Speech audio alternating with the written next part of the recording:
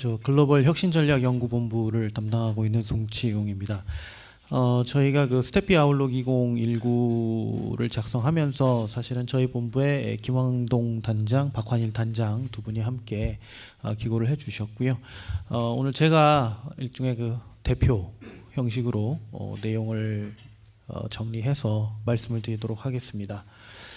사실은 이제 저희는 이 글로벌 협력을 주로 담당을 하고 있는데, 아까 그 황석원 본부장께서 이 미래는 불확실하기 때문에 우리가 뭘 결정하기는 참 쉽지 않다라고 말씀을 주셨는데, 사실은 글로벌 협력도 파트너들이 워낙 다양하고, 또 선진국, 개발도상국, 중진국, 또 지역적으로 여러 지역에 걸쳐서 저희가 파트너 국가들을 상대하기 때문에 사실 저희가 딱 떨어지는 답을 얻기는 쉽지 않다. 그럼에도 불구하고 저희가 할 수 있는 것들이 무엇이고, 그런 작업들을 해야 되는 이유, 글로벌 큰 환경의 흐름을 어떻게 저희가 잡아나가야 되느냐 하는 것을 중심으로 저희가 고민을 좀 해봤습니다. 그 내용을 좀 말씀드리도록 하겠습니다. 아마도 2019년 오늘 2월 20일 현재 전 세계가 주목하고 있는 두 가지 이슈라고 한다면 이제 북미 정상회담, 그리고 아마 미중 무역 협상이 될 것 같습니다. 역시 그 글로벌 사회의 가장 큰 이슈는 미국이 주도하고 있다라는 것을 다시 한번 저희는 새삼 인식할 수가 있고요. 아마 트럼프 미국 대통령이 미중 협상과 관련된 데드라인에 관해서 여러 가지 얘기를 하고 있습니다. 작년부터 이 이슈는 계속 전 세계의 모든 국가들이 주목하고 있는 이슈라고 볼 수가 있겠는데요. 그 핵심은 이제 결국 반도체와 5G다. 그래서 미중 간의 무역 전쟁은 사실상 기술 패권 전쟁이다라고 많은 분들이 표현을 하고 계십니다. 조금 저희가 역사적으로 좀 비교를 해본다면, 이제 미소 냉전은 군사력과 하드 파워 경쟁이었다면 미국과 중국 간의 경쟁은 기술과 소프트 파워 경쟁이다, 이렇게 볼 수 있을 것 같습니다. 이 반도체와 5G는 사실 지금 저희가 4차 산업혁명 또는 인더스트리 4.0 시대에 가장 주도적으로 저희가 참여하고 또 경쟁해야 될 여러 가지 기술 분야나 산업 분야 직결된 부분이라고 말씀드릴 수가 있을 것 같습니다. 인공지능, AI, 그리고 사물 인터넷이죠, IoTs, 그리고 로보틱스, 양자 컴퓨팅, 자율주행 자동차, 이 모든 것들이 사실은 반도체와 5G 기술의 기술 주도권, 기술의 우위, 그리고 또는 그 표준, 이 부분에 의해서 그 경쟁력이 결정될 것이라고 하는 것은 주지의 사실이라고 말씀드려야 될 것 같습니다. 아까 이주량 본부장께서 자동차에 대해서 말씀을 해주셨는데, 최근에 극단적으로 말씀하시는 분들은 앞으로 이제 자동차는 움직이는 전자 제품이 될 거다. 그래서 이렇게 어플라이언스로 분류될 수도 있을 거다, 이렇게 말씀을 하고 계십니다. 결국 그 중국 그 제조 전략의 이제 최상위 전략이라고 할 수 있는 중국 제조 2025의 핵심도 결국은 반도체고요. 반도체 굴기라는 표현까지 지금 나오고 있는 상황에서 미국이 결국은 타겟팅하고 있는 것도 중국이 반도체에 있어서 최상위 기술 경쟁력을 갖는 것을 제한하는 것이다라는 얘기까지 나오고 있습니다. 그래서 이런 부분들이 이제 저희가 주목을 해야 되는 부분이고요. 미중 무역 전쟁에 관해서 이제 언론을 통해서나 그다음에 여러 그 포럼, 세미나 이런 부분들에서 이제 나오는 여러 가지 전망들이 있지만, 조금 이제 국가별로 전망을 좀 해보면 이제 미국이 결국 원하는 것이 무엇인가, 다시 한번 기술 패권을 갖고 제조업에 있어서의 그 세계를 주도하는 글로벌 리더 국가가 되겠다는 것이 아닌가. 그렇다면 세계의 공장으로서 다시 한번 거듭날 그런 의지도 지금 트럼프 대통령은 보여주고 있는 것 같습니다. 반대로 중국이 지금의 어떤 그 제조 중심 국가에서 어떻게 보면 이제 소비 중심 국가로 옮겨갈 가능성도 지금 조심스럽게 제기가 되고 있고요. 미국과 중국의 역할이 바뀌게 되면 이제 그 글로벌 밸류 체인의 변화가 불가피하다라는 그 전망들이 많이 제시가 되고 있습니다. 따라서 이제 우리나라를 비롯한 이제 많은 국가들이 어떻게 그러면 이 글로벌 밸류 체인이 변할 것이냐에 따라서 고민을 하고 있고, 새로운 전략을 만들어야 될 필요성들이 제시가 되고는 있습니다. 다만 이게 쉽지 않은 것이 그 도널드 트럼프 미국 대통령이 취임 때부터 얘기한 이 아메리카 퍼스트, 그리고 시진핑 중국 국가주석이 얘기하고 있는 중국몽이라고 하는 것들이 사실은 자국 중심의 이제 수직 계열화된 어떤 그 글로벌 밸류 체인을 갖고자 하는 것이 아니냐. 그래서 참 쉽지 않은 선택이 될 것 같습니다. 아마 오늘 이 자리에서 저희가 어떤 해답을 논하기는 좀 어렵겠지만, 그럼에도 불구하고 저희가 무엇을 해야 되는가에 대해서 같이 고민하는 그런 시간이 됐으면 좋겠고요. 저희 나름대로 조금 정리를 해봤습니다. 이제 글로벌 관점에 이제 국가 대전략이 필요한데 결국은 미국과 중국이라고 하는 그 두 거대한 축을 놓고 우리가 어떤 전략을 해야 되느냐, 특히 이제 기술 전략 또 혁신 전략 측면에서 이런 고민들이 필요하고요. 미국이 정말로 많은 그 언론이나 전문가들이 예상하는 대로 제조 국가로 이행할 경우에는 이제 결국 우리가 현지 투자도 해야 되고 현지에 미국에 있는 우수한 그 R&D 자원 또 혁신 자원들을 활용할 수 있는 어떤 공동 연구나 또 뭐 여러 가지 그 미국에서의 그 혁신 활동을 할 수 있는 기회 창출이라는 부분들이 중요한 그 과제로 등장할 것 같습니다. 뭐 중국의 경우는 이제 홍색 공급망에 관련된 논의들이 많이 되고 있고요. 중국의 소비 시장이 개방됐을 때 과연 우리가 어떤 제품을 어디에 얼마만큼 공급할 수 있느냐, 이 기회를 창출해야 되는 그 전략들이 필요하다라고 얘기를 하고 있습니다.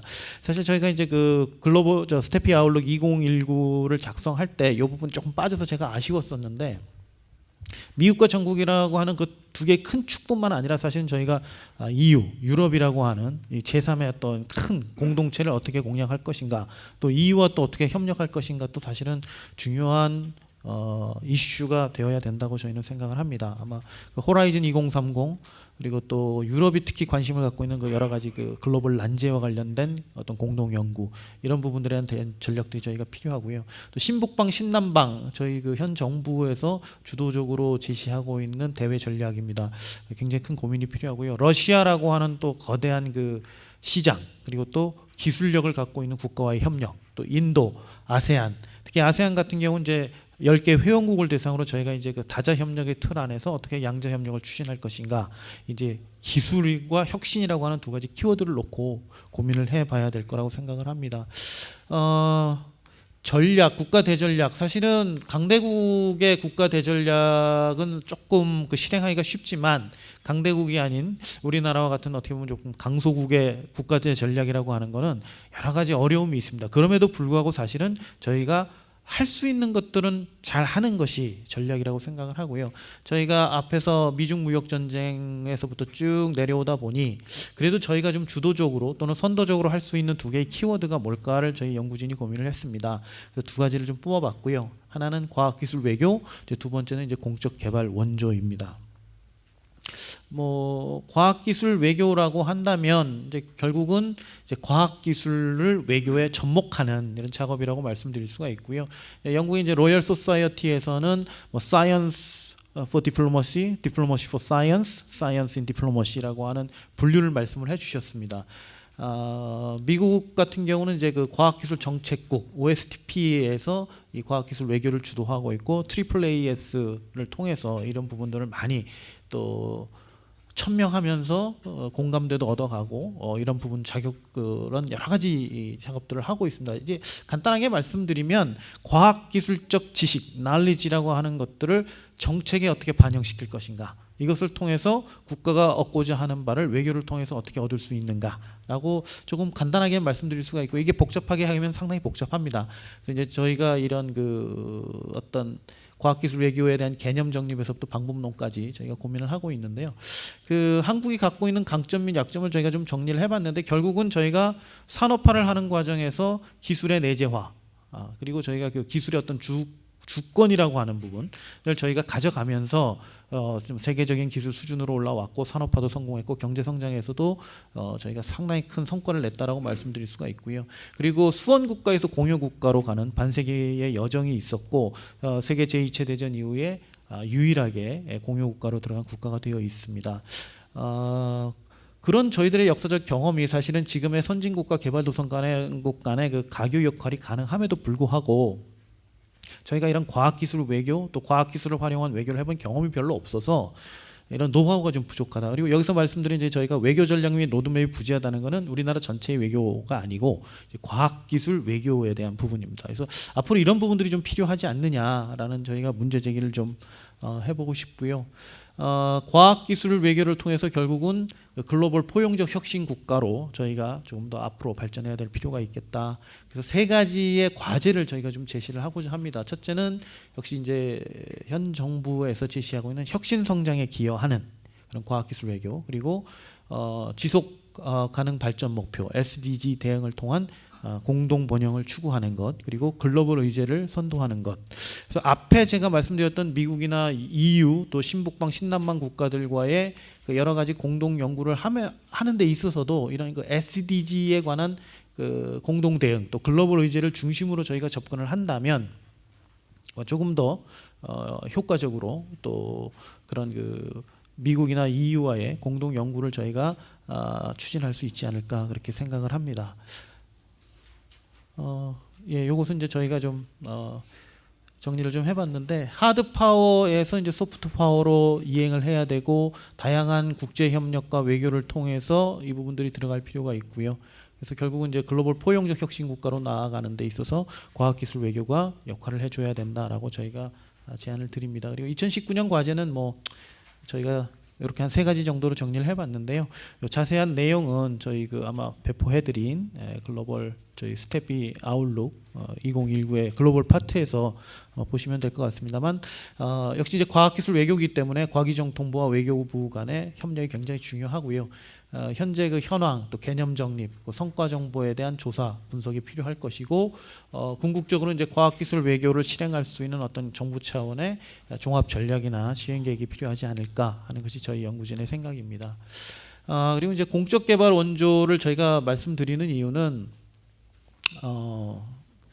그렇습니다. 사실 저희 스태피에서 사실은 2014년도부터 이 과학기술 ODA라고 하는 것을 이니시에이션을 했고, 그래서 저희가 주도적으로 진행을 해오고 있다라고 말씀을 드려야 될 것 같습니다. 저희 원장님께서 당시에 이제 그 국제기술혁신협력센터 IICC를 만드시고 에티오피아와 협력을 처음 이제 시작하면서 이게 사실은 시작이 됐고 지금 상당히 많이 발전을 하고 있고요. 최근에 이제 과학기술정통부하고 이 공동 수요조사도 진행을 하고 있습니다. 이것이 이제 ODA 틀 안에서 이루어지고 있는데, ODA뿐만 아니라 이제 국제개발협력에 있어서의 어떤 국가 단위에 있어서의 전략이 있느냐라고 하는 이제 여러 가지 이슈 제기들이 이루어지고 있습니다. 현재 그 경제인문서회 연구에서도 이 공동 연구 과제로 이제 국제 개발 협력에 있어서 새로운 비전이나 전략을 어떻게 만들 것이냐 논의를 하고 있고, 저희 스태피 연구진들이 여기 좀 참여를 하고 있습니다. 근데 전반적으로 저희가 이 국제 개발 협력 그리고 공적 개발 원조 ODA 쪽을